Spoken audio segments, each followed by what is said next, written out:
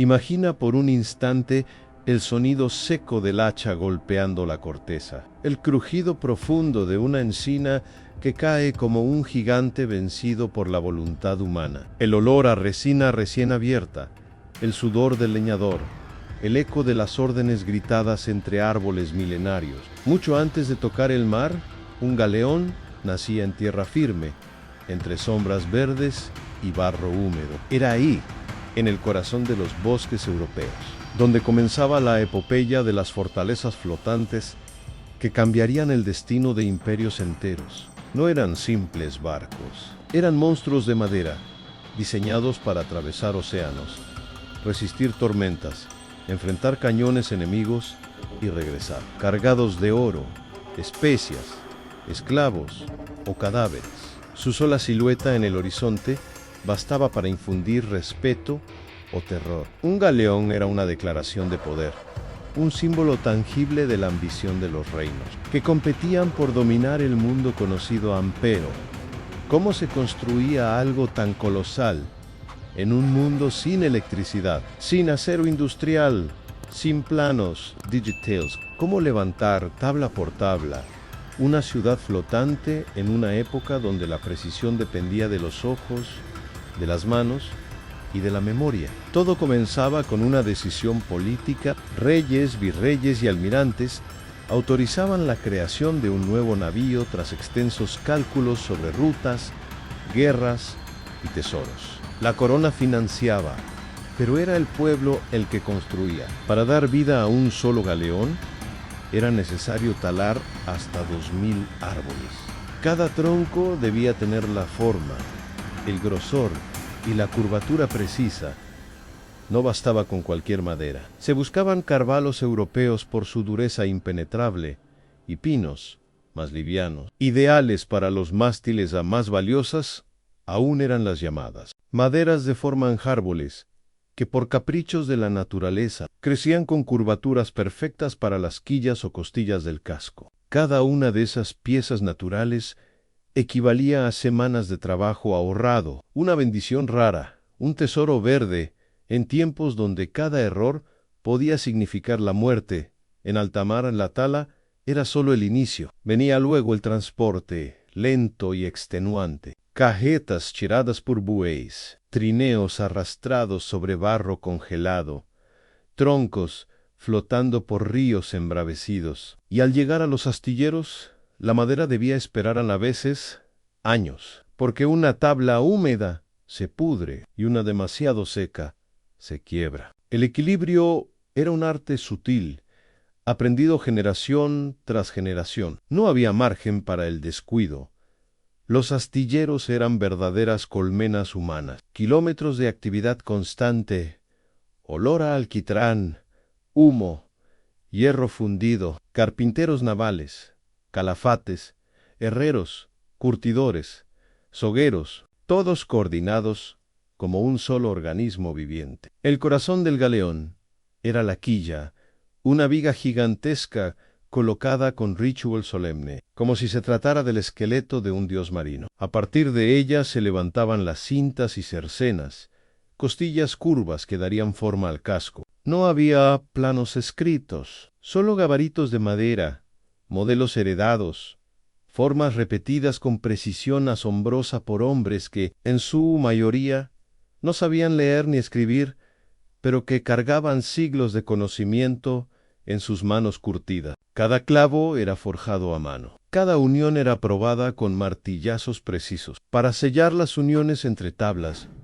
se usaban fibras vegetales como cáñamo o lino, empapadas en brea hirviente. Este proceso, llamado calafateado, era tan crucial como cualquier cañón en una filtración mínima podía hundir un navío entero. Durante meses, el esqueleto se cubría de piel, tablas encajadas con fuerza, mástiles alzados como lanzas apuntando al cielo, el timón, las cubiertas, las cámaras del capitán, el santuario del patrón del barco. Cada rincón era construido con una mezcla exacta de precisión y fe, pero lo más impresionante no era la madera, era lo que representaba cada golpe de martillo, cada soga tensada, Cada gota de alquitrán tenía una misión más allá de lo técnico, en construir un artefacto capaz de resistir los caprichos del océano y, aún así, volver a casa. Quaito. ¿Te has detenido alguna vez a pensar que,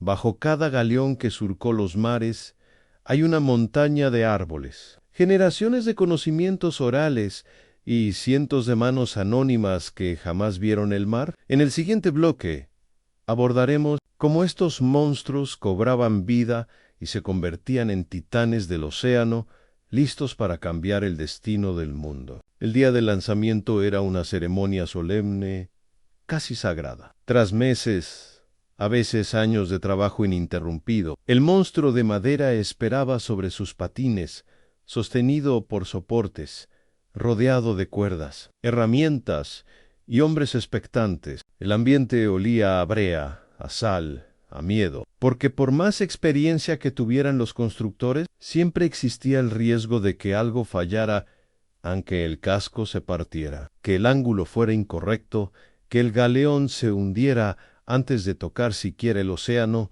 Pero cuando todo salía bien, el rugido de la madera deslizándose por la rampa resonaba como un trueno, y la mole caía al agua como un dios antiguo regresando a su reino. Ahí comenzaba una nueva etapa, la del armamento, las velas, la tripulación. Un galeón completamente equipado era un ecosistema flotante. Podía medir hasta 60 metros de largo y pesar más de 1000 toneladas. Tenía 3 o 4 mástiles con velas cuadradas, vilas, latinas y una compleja red de sogas y poleas que se extendía como un laberinto aéreo. Izar una sola vela requería decenas de hombres. Subir al tope del mástil era una prueba de valor. Caer significaba morir en su interior. El espacio era limitado, oscuro, húmedo. Los marineros dormían en hamacas, comían pan duro, legumbres secas y carne salada. Las ratas eran compañeras inevitables, el hedor permanente. Pero más allá de la incomodidad, estaba el peligro constante en tormentas, enfermedades, motines, ataques enemigos. Cada travesía era un salto al vacío, y sin embargo los hombres iban. Iban porque no había opción, porque la alternativa era el hambre, la cárcel o la guerra en tierra firme, porque la promesa de riqueza, de gloria o de una vida nueva en las Indias podía más que el miedo al abismo. En cada galeón viajaban historias de amor, de fuga, de ambición, marineros, soldados, esclavos, niños grumetes. Todos compartían el mismo destino, a la incertidumbre del mar abierto. El diseño de los galeones era una mezcla de ingenio y experiencia. Su casco tenía una forma singular ancho en la base, estrecho en la parte superior. Esa silueta les daba una estabilidad excepcional ante las olas, y los hacía difíciles de volcar incluso en tormentas violentas. La quilla profunda permitía mantener el rumbo, y la distribución de pesos, cañones, carga, víveres, debía ser calculada con precisión artesanal. Un error mínimo podía condenar la embarcación, el castillo de popa. Esa estructura elevada en la parte trasera era el corazón del poder a bordo. Allí se ubicaba el camarote del capitán, la mesa de cartas náuticas, los astrolabios, las brújulas, las armas de reserva. Desde allí se dirigían las batallas, se leían los diarios de navegación, se rezaba antes del amanecer. En la proa, el castillo delantero permitía resistir abordajes y ofrecía una plataforma de combate. Y sobre todo, los galeones llevaban arte, símbolos imperiales, esculturas, doradas, cruces, vírgenes, dragones o leones, esculpidos en madera maciza. Cada barco era un embajador flotante del poder que lo enviaba en las cubiertas. Estaban organizadas como niveles defensivos: la superior, de combate; la intermedia, para marineros; la inferior, para carga. Y bajo todo eso, las entinas, donde se acumulaban agua, desechos, víveres en mal estado, era el lugar más temido del navío, oscuro, estrecho, lleno de enfermedades. Pero Vital en sí se inundaba. El barco podía hundirse en minutos. A bordo viajaban más de 200 hombres. Algunos sabían navegar, otros solo obedecer. Estaban los contramaestres, los artilleros, los cirujanos, los cocineros, los escribanos, los capellanes. También iban presos, forzados, aventureros, huérfanos y en muchos casos esclavos africanos encadenados bajo la cubierta, sin voz ni nombre en los diarios de navegación. Su sufrimiento era tan estructural como las velas.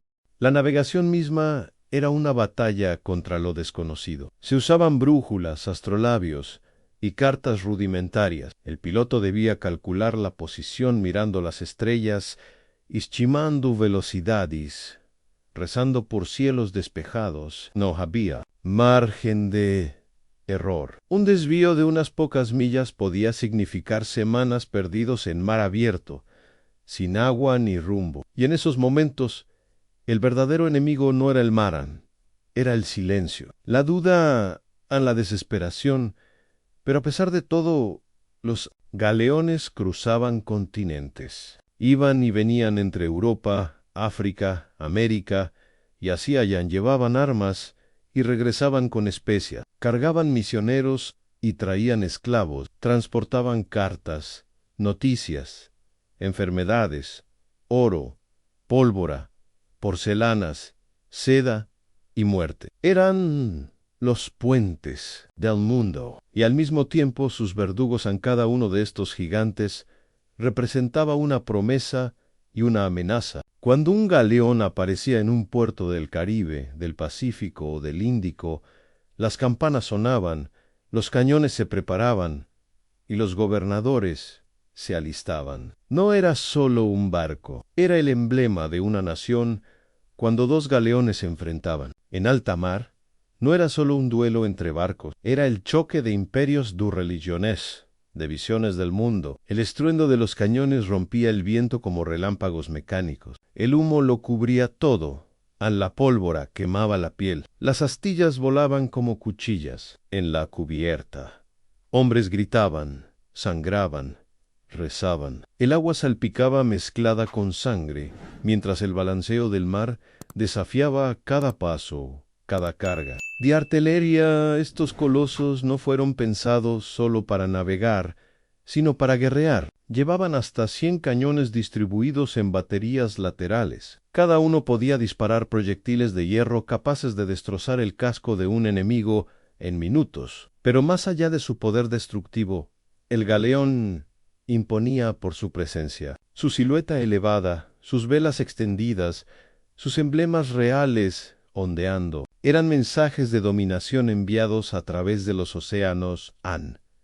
Pero construir un galeón era solo el principio. Mantenerlo, repararlo, tripularlo, costaba fortunas. Por eso, muchos fueron modificados con el tiempo, adaptados a nuevas rutas, o reconvertidos como naves mercantes. Algunos terminaron en manos enemigas, otros naufragaron antes de cumplir su primer viaje, y unos pocos, los más afortunados, volvieron a puerto tantas veces que sus maderas parecían contar historias con solo tocarlas. En España y Portugal lideraron la era dorada de los galeones. Desde Sevilla y Lisboa partían armadas enteras hacia América, África y hacia los galeones de Manila, por ejemplo, surcaban el Pacífico transportando seda, porcelana y especias desde Filipinas hasta Acapulco, en un viaje de más de 20.000 kilómetros, ida y vuelta. A bordo, la tripulación sufría escorbuto, hambre,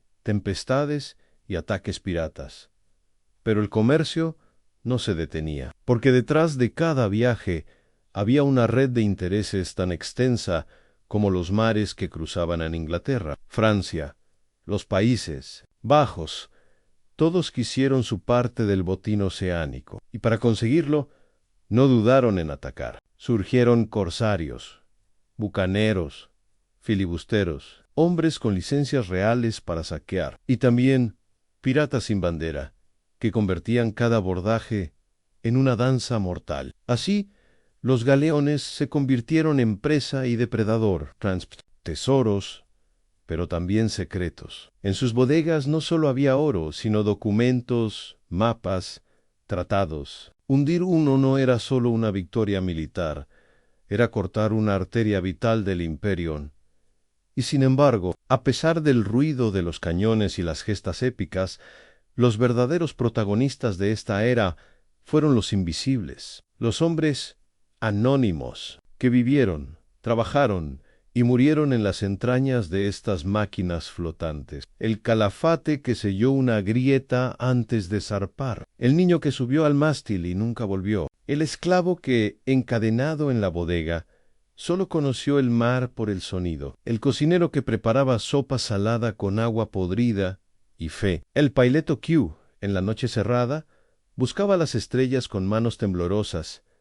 Sus nombres no quedaron. En los libros, sus voces se ahogaron con las olas, pero sin ellos, ningún galeón habría cruzado el océano, ningún imperio habría sido posible. Son ellos quienes merecen ser recordados, porque cada tabla, cada vela, cada nudo, fue tejido con sacrificio humano Hanoi. Siglos después, algunos galeones sobreviven como esqueletos de museo, otros reposan en el fondo del mar, cubiertos de coral, convertidos en tumbas saladas. Pero su legado permanece en los mapas modernos, en las rutas comerciales, en los idiomas mezclados, en la arquitectura de ciudades coloniales, y también en nuestra imaginación, porque imaginar un galeón no es solo evocar un barco, es traer de vuelta una época donde el mundo aún estaba por descubrirse, donde el mar era una promesa y una amenaza, donde los sueños, los miedos y la ambición humana se medían en velas desplegadas contra el viento, y tú, que has llegado hasta aquí, ¿puedes oír el crujido de la madera mojada? ¿El latido sordo del casco contra las olas? ¿El grito lejano de un vigía desde la cofa? Si esta historia te hizo ver los barcos con otros ojos, imagina lo que vivieron ellos. Dale like, comparte y suscríbete, porque la marea del pasado aún guarda secretos, y juntos podemos desenterrarlos.